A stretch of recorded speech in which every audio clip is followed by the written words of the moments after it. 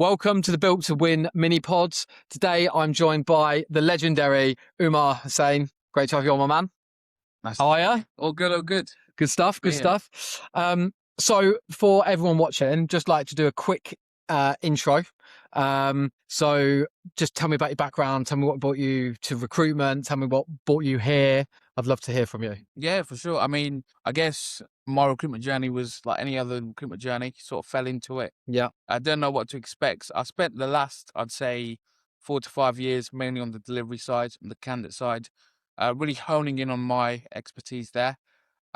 Before joining Circle was the first time I did any real BD or any client engagement stuff. And yeah, I think, being thrown into the deep end, really been enjoying it. Love being outside of my comfort zone. So yeah, so far it's going really well. Dark art, innit? Yeah. It's a dark art. It is, yeah. You kind of, once you've mastered one aspect, you kind of think, yes, the next, step will be a little bit easier. But, we've had some setbacks. We've had some good times, some bad times, but, it's all part of the learning game. I don't know how it wasn't recognised in you earlier, if I'm honest, because I think you're a natural at it and I think you're great at pitching and yeah, definitely one to watch for the future for sure. So I want to talk about mindset because me and you talk about mindset quite a lot. And I think you've got an outstanding mindset. So I want to tap into that, understand where it comes from, what it's about and all of that stuff. I'll start with, what belief do you feel that in life you had to kill early to level up? For me, I think it was nothing is impossible. I've come from a background where, I've not had the easiest life. Grew up with, to many people that don't know, disability. I've got cerebral palsy. I used to use those metal trolleys to walk everywhere in primary school, and it was one of those things where I got sick of it, got sick of the bullying, got sick of the constant indifference, maybe. And I just thought one day something clicked, and I was like, don't want to be like this anymore. So got on the treadmill, learned how to walk on my own, run on my own. Then I think for me, what really clicked was conquer the mind and the body will follow is something that kind of resonates with me quite a bit. Then I started doing weightlifting. So the body was the first sort of real mindset shift. And then, taking that into the work lifestyle, taking that into other aspects. I think, yeah, I don't think, I think life is limitless as long as you believe it is. So, 100%. So yeah. And what could be harder than going through that when you're younger, right? Anything else is now like, well, I'll just run at it now, right? 100%, yeah. So I just take that into my work life and yeah, limitless. Yeah, love that. What is the mindset that built you? I guess it's just, I'm not just doing it for me. I'm doing it because it's not because I want this. I need this. I need to, build a financial freedom for not only myself, but my family as well.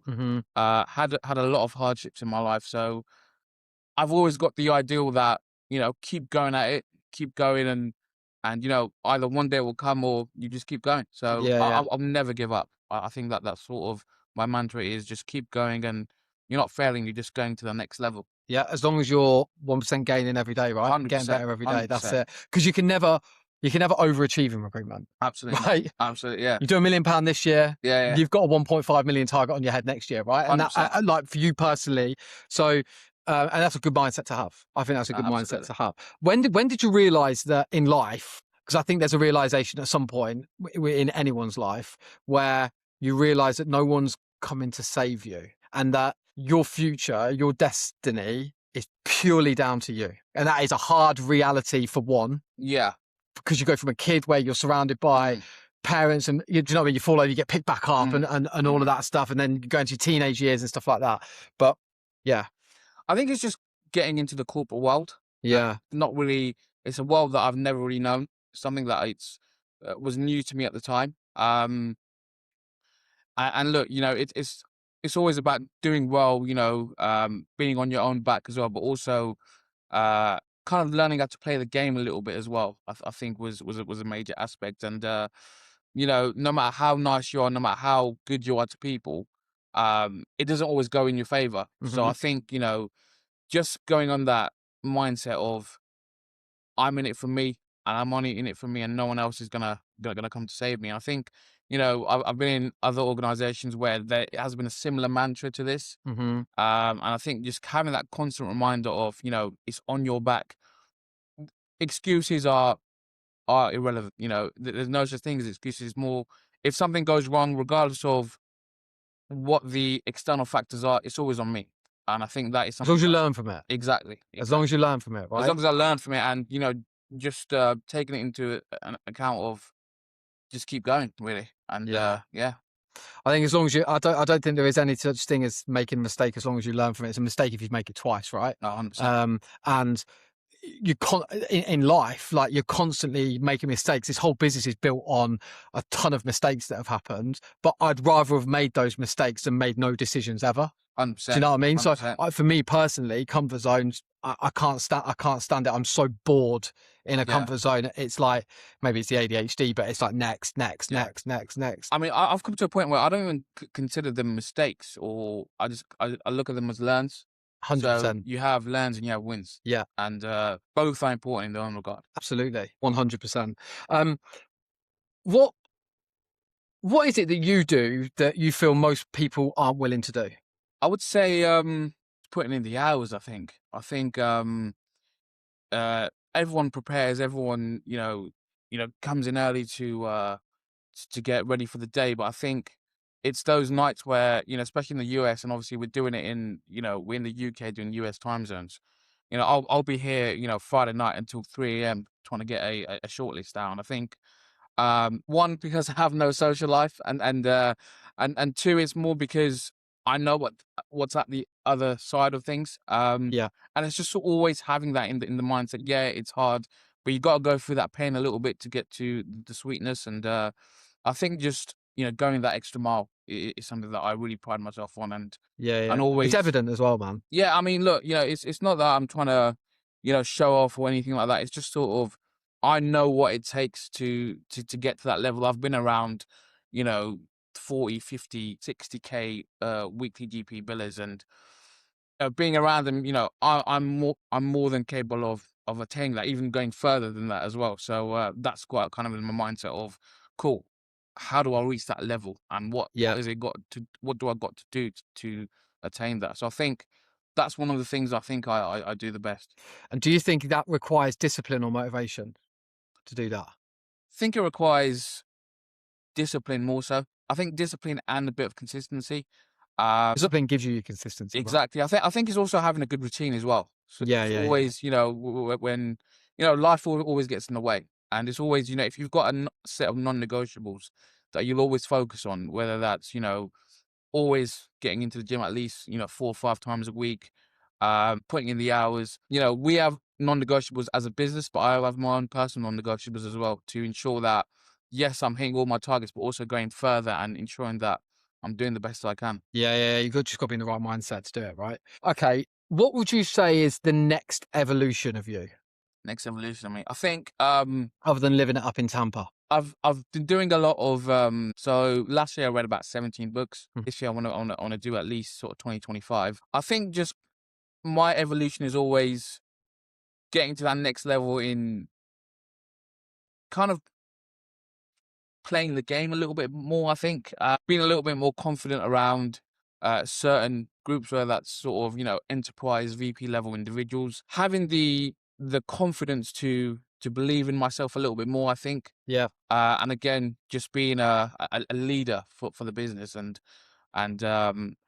really going at it as a business. Yeah, I love that. I love that.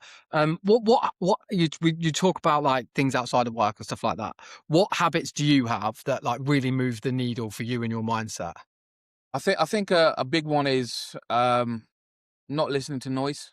That's something that Easier said than done. easier said than done. I think it comes from obviously my childhood and my own personal trauma, shall we say. Yeah. But just, people have their opinions, people have, certain ways of looking at you or understanding you. But as long as you're sort of true to yourself, you understand who you are, where you want to go, and always have that vision in your head, I think you're untouchable. And I Just think, run at it like a yeah, steam just when train. I can go through brick walls because of the way I see myself and the way and the vision I have for myself as well. I love that.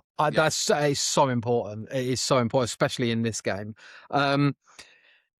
When all is said and done, what do you want to be remembered for? I want to be remembered for being the best recruiter in my industry, or when I obviously did a history degree, and all the leaders or the individuals that I studied or remembered, they've etched their name in history for doing something great, and I want to be a part of that. And I think I don't want to be remembered as just your run-of-the-mill recruiter. I want to be remembered that's the guy that did that great thing, regardless of, I don't know what that is right now, but Yeah. I think that's what I want to be remembered for. Yeah, I love that. Okay. Have you got the building blocks in place to do it? I think so. I think we're getting there. I think I'm never going to be the finished article. I could be doing this for 100 years and I'll still think But no one ever will be. no one ever will Which be. is, in my opinion, that's what makes it great. Yeah, Because you can't be perfect at it. 100%. So it suits personalities like ours, because you can always one up last year. You can't, like we said earlier, you can't overachieve, right? So you're 100%. always just competing with yourself. Yeah. Which I just think that suits the right mindset. Sure, 100%. Yeah. I agree with that. Okay. So I want to go through a real quick round with you now. Okay. First thing that comes to your head: built or born? Built. Fear or fuel? Fear. Pressure or comfort? Pressure. Discipline or motivation? Discipline. Talent or relentlessness? Relentlessness. Lone wolf or team wolf? And what's your edge? Consistency, I'd say. Consistency. Can I use relentless again? I think that's a good word. Relentless drive, ambition. I think that's a really good point, because obviously we have a very open sales floor, and I'm often walking up and down it and just having a listen. I could catch you 5 times, 10 times, 20 times in a day, Monday to Friday, any day of the week. Your pitch will be exactly the same, day in, day out, week in, week out, hour after hour. You would not know that you might have just been told to F off. Yeah. Right? Fair enough, right? Yeah. You wouldn't know. And I think that's so important. I think you've got to reset after every call, unless it was a great call. Then you take that momentum into the next call. But you've got to reset and have a baseline. No, 100%. There's this book I read, I think in 2024, called Super Communicators. Yeah. It always talks about when you're having a conversation, both parties are always asking, what is this really about? Yeah. And I think, having these pitches, having, cold calling, or whether it's Teams call or whatever, both parties are always trying to gauge, what is this really about? And I think what I want to get across is, this is about providing you not a sales or selling you a product, it's providing you a service that I can be proud of, but also you can rely on as well, and Absolutely. and see that as, this individual is reliable. My biggest annoyance is hearing a recruiter say, doing a cold call and asking how somebody is. Initially, it's just like, just cut to the pitch. Like you're speaking to really busy people. If that pitch then opens up into something more, then rapport and the niceties come in. But just get the pitch out of the way. Just go straight in and get the pitch out of the way. It's like pulling a band-aid off, isn't it? Yeah. You either it either hurts or it feels really, really good. It's doing it as much times. It's always those times where you do it 100 times. You only might get 3 positive ones, but they feel so sweet that you want to do it another 200 times. Yeah, absolutely. So I want to talk about relentlessness, and I want you to give a bit of, I want you to give an example of, where I'm going with this, right? Yeah. Talk to me about, we don't need to give names. Talk to me about the project that you had on and how you had to go about filling that. So what was the brief, and then what did you do to make that happen? Yeah, so I broke into possibly one of the biggest pharmaceutical companies in the world. Yeah. And the manager that I was dealing with, he was very straight to the point. He obviously had a certain standard that I could really sort of gauge very initially. And he wanted to sort of see what I was capable of, or what I could do for him. So the brief that he gave, I wouldn't say it was vague, but he had a certain idea of what he wanted. But the way it came across, it was still something that was quite broad. And what was it? he was looking for a agentic AI thought leader. Trailblazer. a trailblazer, someone that was not necessarily following trends but making trends. And again, that's never on a job spec, but it's something that you kind of have to go with and be a little bit creative. Got the brief on Tuesday. It was very late in the day, and given that brief, I think this was my first sort of real job pool in the US as well. Yeah, yeah. I was really excited, so I just got straight to it. It's like 8, 9 p.m. at night. It was dark outside. Mm-hmm. I was like, I'm finding this individual, the person for this. Now. Now, Yeah, yeah, yeah. I'm not going home until I find this person. Did a few Boolean searches, sort of played around with my searches a little bit. Came across this individual. I was like, yeah, this is the person. Why? It was more so because of the general presence of this person, what they achieved. And I watched a few of the keynotes as well, and I was like, yeah, this. So what were they involved from a trailblazing perspective? What, like, product or something? What were they involved in? So they actually were employee number 9 on the Alexa initiative when Amazon Alexa was first built. So I was like, yes, this is perfect. I was like, I have to get this in front of this person without no means necessary. Tried a cold call, didn't pick up. Dropped her a message, didn't pick up.